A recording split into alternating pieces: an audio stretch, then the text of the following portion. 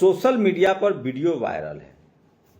सोचिए, देश में हिंदू मुस्लिम के नाम पर बीजेपी वोट लेती है, लेकिन अब बीजेपी कह रही है, खुद अमित शाह ने कहा है कि मुहर्रम पर और ईद पर जम्मू कश्मीर में चुनाव है, 2-2 सिलेंडर मुफ्त मिलेगा। जैसे उन्होंने यूपी में कहा था कि 2-2 सिलेंडर मुफ्त मिलेगा, तो वो कह रहे हैं कि 2-2 सिलेंडर मुफ्त मिलेगा। कहिएगा तो मैं वो वीडियो भी सुना दूंगा। ईद और मुहर्रम के मौके पर 2 गैस सिलेंडर मुफ्त दिए जाएंगे। जम्मू कश्मीर में ये बात कही है अमित शाह ने। अगर आप हिंदू मुस्लिम के नाम पर बीजेपी को वोट दे रहे हैं तो सावधान हो जाइए। हरियाणा में भी बीजेपी ने एक मुस्लिम को टिकट दिया है। एमपी, राजस्थान, छत्तीसगढ़ में चुनाव होंगे तो दिवाली और होली पर फ्री सिलेंडर दिया जाएगा। जम्मू कश्मीर में चुनाव होंगे तो ईद और मुहर्रम पर सिलेंडर मुफ्त दिए जाएंगे। एक देश एक चुनाव लागू हो गया तो मोदी शाह सिलेंडर से सिलेंडर में टक्कर करवाएंगे। मगर सवाल है, ये सिलेंडर किसके सिलेंडर में एलपीजी भरेंगे और किसके बाले में नाले से गैस डलवाएंगे? ये समर राज ने तंज किया है। तो सोचिए, ये सब सवाल क्यों पूछा जा रहा है। सोचिए, पूरे देश में हिंदू मुस्लिम की राजनीति करने वाले अब क्या बीजेपी के जो भक्त हैं, अब जो बीजेपी के भक्त हैं, जो दिन रात धर्म के नाम पर एससी एसटी ओबीसी को देशद्रोही कहते हैं, हम लोग को क्या कहते हैं? हम लोग कहते हैं कि भैया संविधान सबको अपने धर्म की आज़ादी देता है, तो हम लोग गद्दार हैं। भैया हिंदू मुस्लिम से नहीं, स्कूल कॉलेज अस्पताल की बात करो तो हम लोग आरक्षण वाले हैं, लालची हैं। अब भक्त क्या कहेंगे? मोदी जी के जो भक्त हैं, आरएसएस के जो भक्त हैं, वो क्या कहेंगे?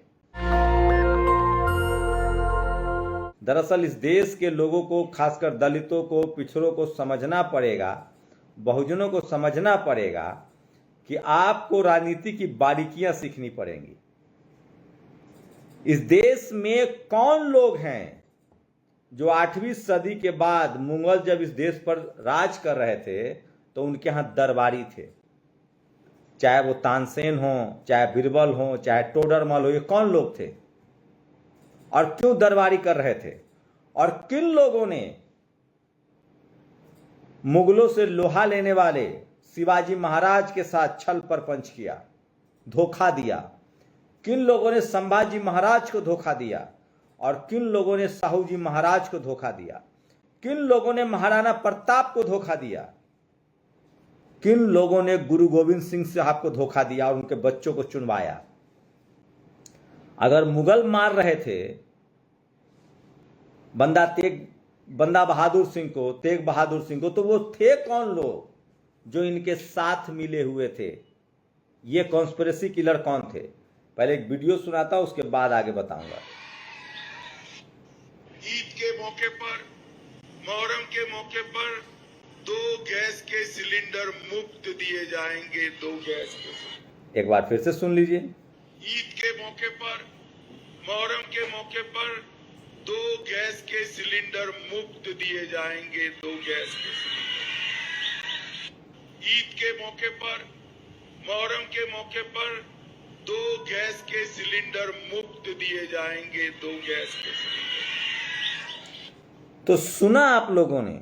ये मैं इस देश के खासकर दलित, पिछड़े, किसान, आदिवासी, अल्पसंख्यकों से कहना चाहता हूं, आप लोग के साथ बड़ी पॉलिटिकल कॉन्स्पिरेसी हो रही है। आप लोग सोचिए, इनसे सीखिए, आरएसएस के लोगों से सीखिए। सत्ता के साथ होते हैं लोग। आरएसएस हमेशा, जब कांग्रेस सत्ता में रही तो आरएसएस की मां कांग्रेस थी। जब आज बीजेपी सत्ता में, और खासकर टीवी अखबार वालों से सीखिए, जो द्विज पत्रकार हैं उनसे सीखिए, जो सवर्ण पत्रकार हैं उनसे सीखिए। जिनकी सत्ता उनकी जय जय।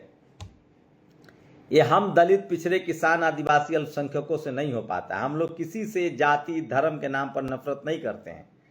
हमें जातियों में बांटा गया, हमें जाति के नाम पर नफरत करते हैं, और जाति के नाम पर हम लोगों से वही नफरत करते हैं जो कल तक गंगा जमुनी तहजीब की पानी बहा रहे थे। इस देश में मुस्लिम समाज को समझना पड़ेगा कि जब आपकी सत्ता थी तो जो आपको आपके तलवे चाट रहे थे, और जो गुरु गोविंद सिंह साहब से, जो लोग शिवाजी महाराज के साथ, जिन लोगों ने महाराणा प्रताप के साथ गद्दारी की, जो लोग अंग्रेजों के तलवे चाट रहे थे, ये लोग सिर्फ सत्ता के सगे हैं और किसी के सगे इनको न विचारधारा से कोई मतलब है, न आइडियोलॉजी से मतलब है, और यही बहुजन समाज को समझना पड़ेगा। मैं आपको एक एक करके बताऊंगा वो तमाम बड़ी खबरें जो आज सोशल मीडिया पर वायरल है। जब कोई दलित, पिछड़ा, किसान, आदिवासी, अल्पसंख्यक समाज के लोग इस देश में जब किसी पार्टी में ज्वाइन करते हैं तो किस तरह से उनको टारगेट किया जाता है, आप कल्पना नहीं कर सकते हैं। उनको टारगेट किया जाता है, उनको बदनाम किया जाता है। इस देश में दलित पिछड़ों के लिए सोचिए, अब अमित शाह हरियाणा में दे रहे हैं मुस्लिम को टिकट, वो कह रहे हैं कि मुहर्रम और ईद पर हम लोग गैस सिलेंडर देंगे। तो ये स्थिति है। मैं इस देश के दलित, पिछड़े, आदिवासी, किसान, अल्पसंख्यकों से कहना चाह रहा हूं कि आप किसी भी कीमत पर बहकावे में मत आइए। अपने रोजी रोटी के मुद्दे पर वोट कीजिए। स्कूल, अस्पताल, कॉलेज, धर्म के नाम पर वोट देना बंद कीजिए। आप अपने बच्चों का भविष्य देखिए। आज बीएसपी, इसलिए आप सचेत रहिए। आज बीएसपी सुप्रीमो मायावती जी ने बड़ा हमला बोला है बीजेपी पर। उन्होंने साफ साफ कहा है कि उड़ीसा हो, यूपी हो, राजस्थान हो, मध्य प्रदेश हो, बिहार हो, जिस तरह से लगातार जातीय हिंसा, महिलाओं के खिलाफ हिंसा बढ़ रही है, ये सरकार की पूरी तरह से नाकामयाबी है। और आज आपको बताऊंगा हरियाणा में किस तरह से दलित समाज के नेताओं का अपमान कर रही है कांग्रेस।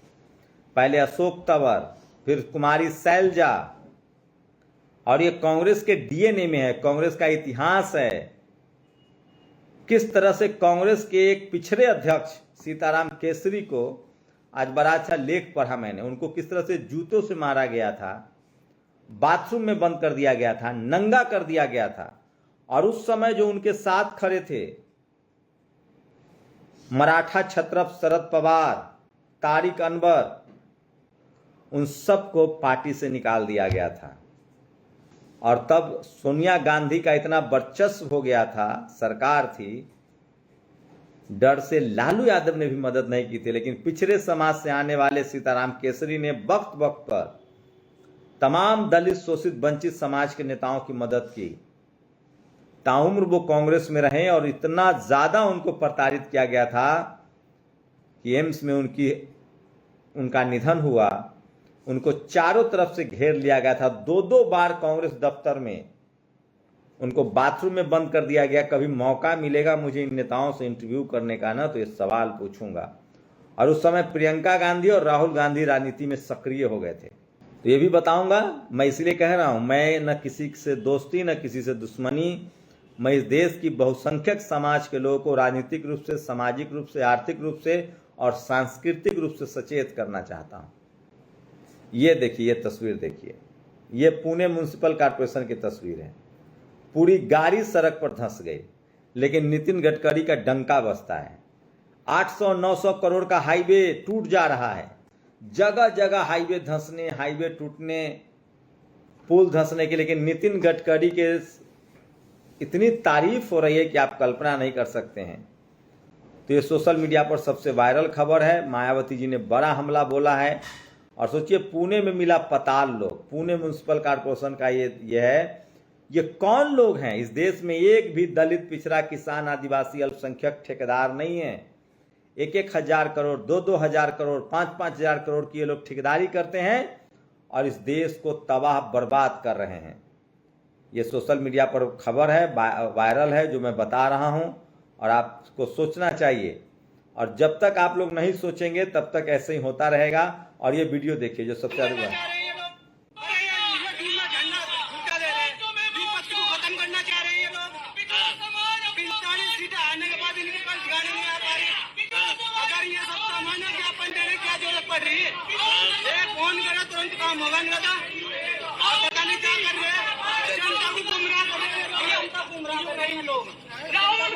ये भी खबर है, सोशल मीडिया पर वायरल है। बीजेपी के कार्यकर्ता प्रोटेस्ट कर रहे थे, एक आदमी ने वहां ही उनको चैलेंज करना शुरू किया।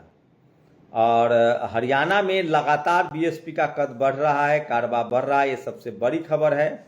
और आईआईटी, देश के 2 प्रमुख भारतीय प्रबंधन संस्थान, आईआईएम में फैकल्टी की स्थिति, आईआईएम इंदौर में फैकल्टी 150, जिसमें अनारक्षित 106, ओबीसी 2, ईडब्ल्यूएस के 1 पद भरे गए। SC ST किसी पद पर भर्ती नहीं हुई, जबकि 41 खाली रह गए। IIM तिरुचल्ली, यहाँ समान वर्ग के सभी पद भर दिए गए हैं, जबकि ओबीसी के 16%, SC के 13% पद भरे गए हैं। ST कोई भी भर्ती नहीं है। ये तमाम वो खबरें हैं जो आपके लिए ज़रूरी है और इस पर आप सचेत रहिए और सोचिए। सत्ता पाने की फिराक में हिंदुत्व को रखा ताक में। दिग्विजय सिंह अमित शाह के बयान पर कह रहे हैं कि इसलिए मैं कह रहा हूँ, बीजेपी असली कट्टरवादी हिंदू पार्टी नहीं है। असली कट्टरवादी हिंदू पार्टी तो कांग्रेस है, जो आप लोगों को समझ में नहीं आ रहा है। और अब बात सीताराम केसरी की, ज़्यादा दिन नहीं हुआ, सोचिए किस तरह से सीताराम केसरी ओबीसी समाज से आते थे और उनको मारा गया था बाथरूम में बंद कर कर। आज एक लेख पढ़ा मैंने, उससे पता चला कि उनको बाथरूम में बंद करके मारा गया था, उनकी धोती खोल दी गई थी। उसी तरह से हरियाणा में कुमारी शैलजा के अपमान हो रहा है। अशोक तंवर के साथ जो हो रहा है, ओबीसी पहले ही उनसे दूर है। तो कांग्रेस, बीजेपी, तमाम सवर्ण लीडरशिप वाली पार्टियों में दलित पिछड़े कैसे सरवाइव करते हैं वो मैं जानता हूँ। शुक्रिया।